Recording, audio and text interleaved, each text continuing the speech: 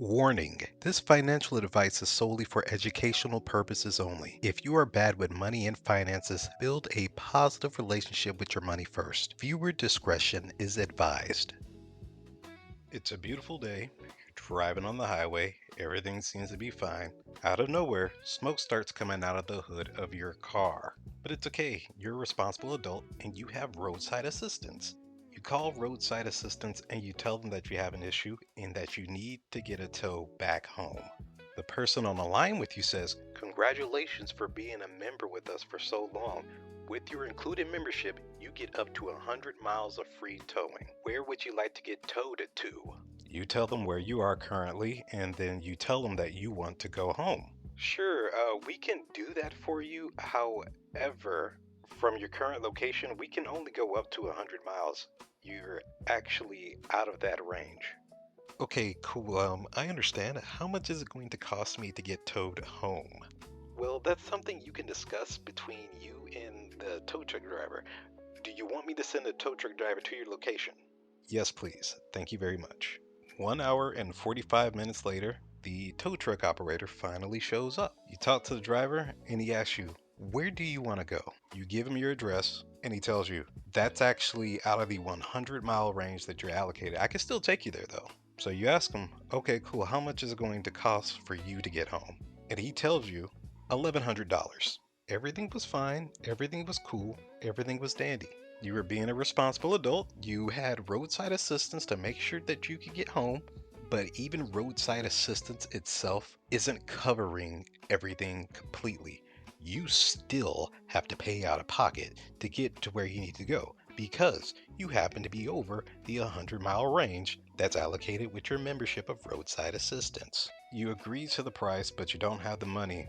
But you do have a credit card. So this expense you're going to charge to your card. Overall, you're getting home. Life is going to happen to you whether you want it to or not.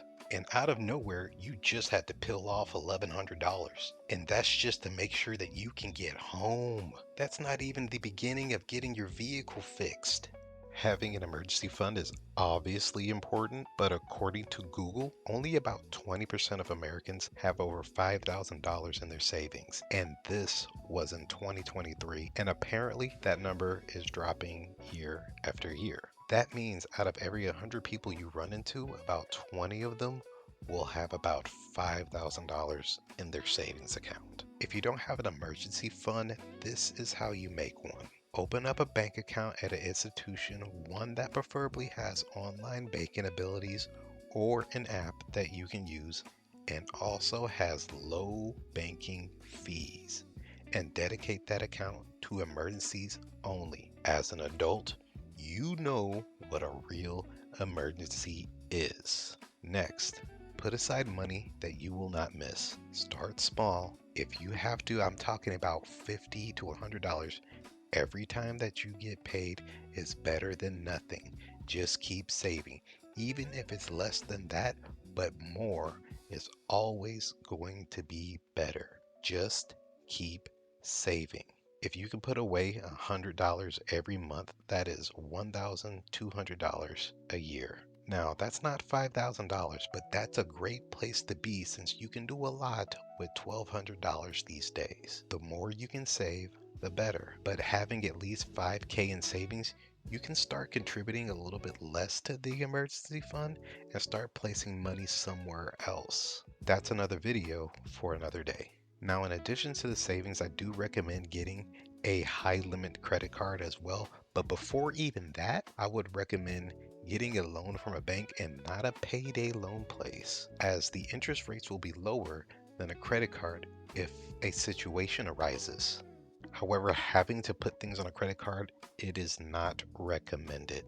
If you carry a balance on your credit card monthly, you'll end up paying more than what you need to for whatever you bought. Having a credit card with a high limit can help the responsible person, but that's a different video altogether. I personally recommend to have $4,000 in the bank account and $1,000 in hard cash in a safe spot at home is a solid place to be. If you need cash, you can go home.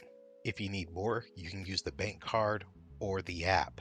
If you don't have an emergency fund, Start one. You could be putting money away in a shoebox or under a mattress. It doesn't matter as long as you start one. But if you don't think that you currently have the money to set aside, the first thing that you need to do is have a serious come to Jesus moment and look at your finances and see what you're spending your money on or find out where it's going. Usually people have more money than they think, but sometimes they just lose it because you might actually have the money, but you could be losing it on junk or overspending. So start there first. Take a look at yourself and be honest with yourself.